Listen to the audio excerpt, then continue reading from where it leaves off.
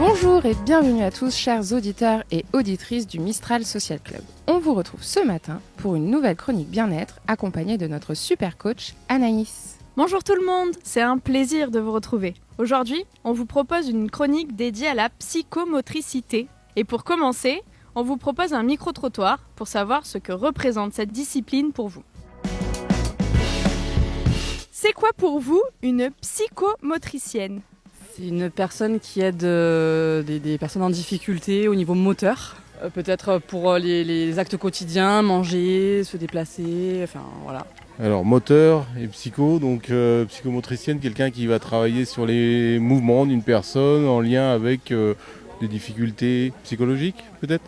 Une psychomotricienne, bonne question. Déjà si on prend la racine, il y a psycho, donc ça doit être sur le cognitif. Il y a motricienne, c'est sur la motricité. Je sais pas en fait, j'en ai aucune idée. Alors une psychomotricienne, c'est quelqu'un qui aide les gens qui ont des difficultés en motricité fine ou même avec le corps en entier, par des exercices adaptés au public qu'elle a en face d'elle. Donc c'est pour tout public, je pense aussi. Les enfants, les personnes âgées, les gens qui reviennent d'un accident. Je vous avoue que j'ai jamais eu affaire à une psychomotricienne, donc c'est un métier que je ne connais pas. Elle permet d'aider peut-être les enfants à avoir un peu plus de motricité. C'est quelqu'un qui intervient auprès d'enfants en situation de handicap ou de personnes âgées pour les aider à mieux coordonner leurs gestes, pour bosser sur la motricité quand même. Alors c'est une dame qui aide les personnes à la mobilité ou à reprendre de la mobilité. Voilà. Je pense que ça doit être ça la réponse. Je suis une psychomotricienne. C'est une personne qui s'occupe d'enfants qui ont des problèmes de motricité fine et d'autres choses comme ça. Avec des ateliers pour que je m'améliore avec ma motricité fine. Elle essaye de faire des activités qui pourraient me plaire, mais tout en me faisant travailler la motricité fine. Merci à toutes et à tous d'avoir participé à ce micro-trottoir.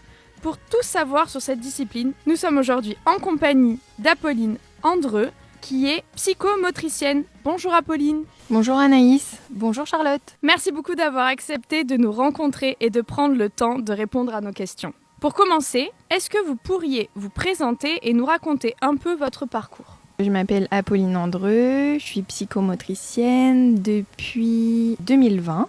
Donc, j'ai été diplômée de l'école de Bordeaux. Pour devenir psychomotricienne, il faut faire une première année commune aux études de santé, à savoir médecine, kiné, pharmacie, dentiste, ergothérapeute, voilà. Et à la suite donc, de cette année, on rentrait ensuite dans une école qui durait 3 ans. À la suite de ça, on obtient un diplôme d'État et ce diplôme d'État nous permet ensuite de travailler dans diverses structures ou bien de s'orienter vers une pratique en libéral. Dans le micro-trottoir, on a beaucoup entendu les gens qui, du coup, pour s'aider à répondre, avaient tendance à découper le mot psycho d'un côté, moteur de l'autre. Comment tu le définis, toi, ce développement-là ?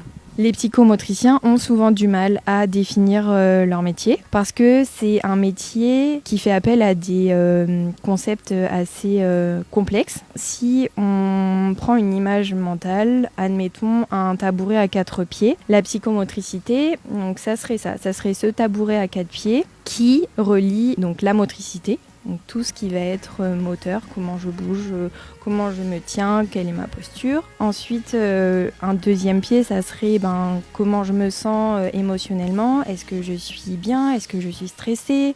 Est-ce que j'ai peur ? Enfin voilà. Ensuite, il va y avoir tout ce qui est autour de la sensorialité. Est-ce que je sens bien le sol ? Est-ce que j'arrive à percevoir mon environnement ? Est-ce que je vois bien ? Est-ce que j'entends bien ? Et également le 4e pied de ce tabouret qui va être tout ce qui est en lien avec la cognition. Donc tout ce qui est neurologique, est-ce que je suis capable de faire ça ? Est-ce que j'ai la possibilité de le faire ? Enfin, voilà.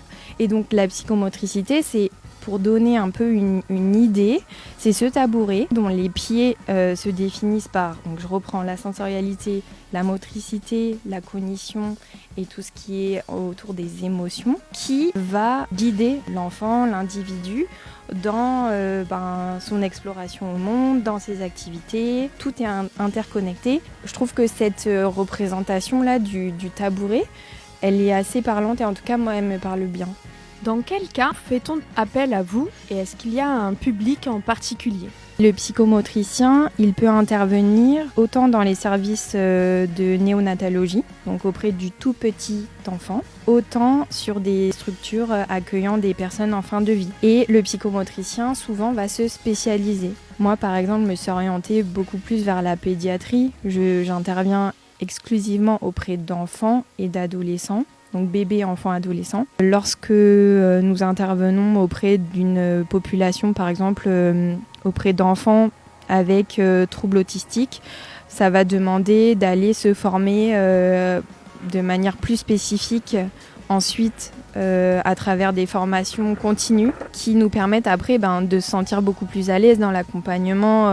Donc j'ai eu le besoin de me former davantage. Par exemple, la sensorialité, c'est quelque chose qui est assez complexe. Comment on l'évalue ? Ensuite, qu'est-ce qu'on fait après l'évaluation ? Comment on accompagne ? Qu'est-ce que tu leur proposes pour travailler sur leur bien-être ? Donc les personnes viennent me voir sur prescription médicale et le premier rendez-vous, c'est un entretien d'anamnèse. Alors l'anamnèse, ça va être toute l'histoire de l'enfant en passant par la grossesse, l'accouchement, la petite enfance, comment ça se passe chez la nounou, s'il y a une nounou, comment ça se passe à la crèche, comment ça se passe au niveau de l'alimentation, au niveau du sommeil. Est-ce que c'est un bébé qui a rampé? Est-ce que c'est un bébé qui a marché à quatre pattes? Enfin voilà, on va essayer d'établir un petit peu un historique de tout ce qui s'est passé dans l'enfance. Je vais vraiment questionner aussi la demande. Qu'est-ce qu'on fait aujourd'hui? Pourquoi on est là? Quelles seraient les attentes en fait des parents, de l'enfant?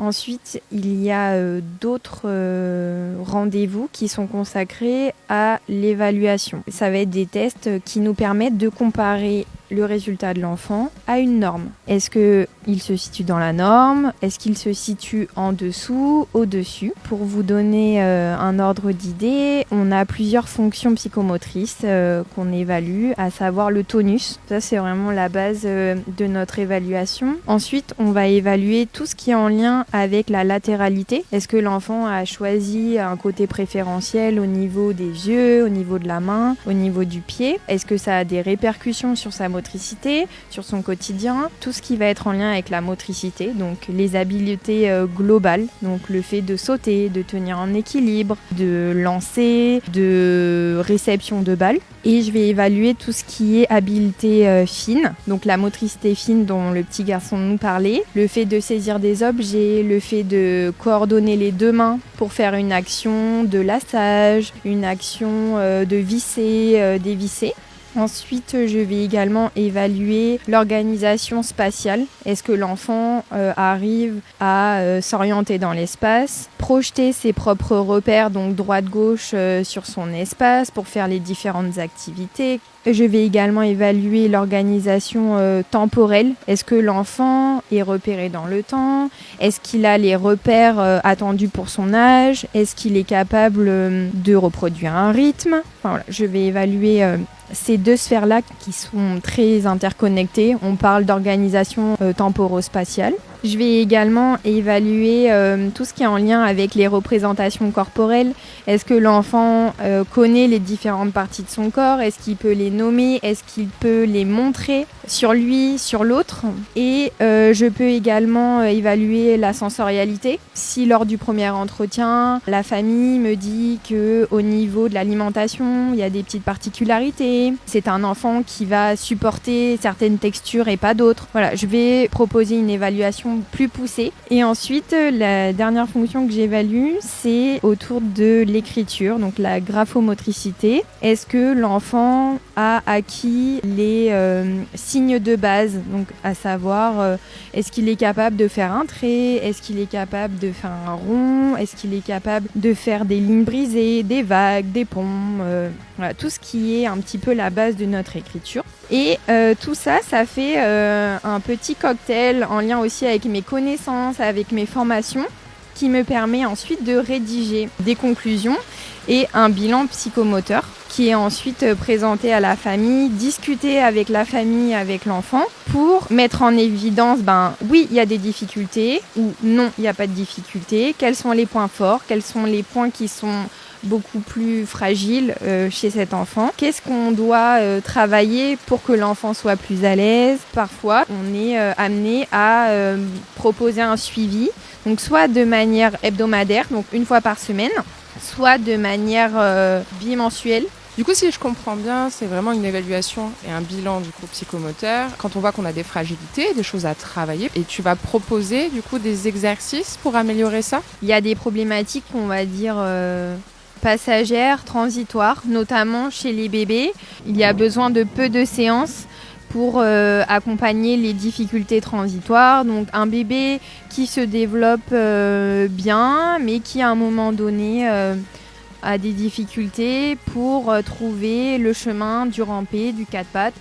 Là, quelques séances et de la guidance parentale vont suffire. Par contre, quand ce sont des difficultés qui sont avérées, donc dans tout ce qui va être trouble du neurodéveloppement, le TSA, donc trouble du spectre autistique, le TDAH, donc trouble déficit de l'attention, il y a un diagnostic qui est posé par le médecin. Et là, notre rôle, c'est de mettre en place et de développer avec l'enfant des stratégies compensatoires. C'est comment trouver un autre chemin en fait pour arriver à ce que je veux faire.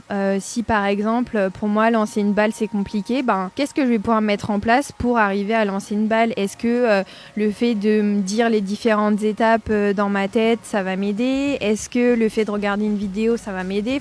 Voilà, le but c'est d'essayer de puiser dans aussi les compétences de l'enfant. Pour résumer, si jamais le développement de votre enfant vous pose question, si vous remarquez des petites choses qui vous questionnent, ne pas hésiter à en parler aux professionnels de santé qui vous suivent, votre médecin, le personnel de la crèche, l'enseignante, vous pouvez vraiment vous adresser aux différents professionnels qui vous entourent. Si par exemple le médecin pense que oui, une investigation en psychomotricité peut être intéressante, ne pas hésiter à les consulter, à savoir qu'ensemble on établira à l'issue du bilan la nécessité d'un suivi ou pas, et accompagner au mieux le développement de votre enfant. Merci beaucoup Apolline de nous avoir consacré du temps pour répondre à nos questions et partager à nos auditeurs ce moment bien-être. On espère que vous avez une idée plus précise de ce qu'est la psychomotricité et que cette chronique vous a donné envie de prendre soin de vous et de cultiver votre bien-être. À très vite pour de nouvelles chroniques sur le Mistral Social Club.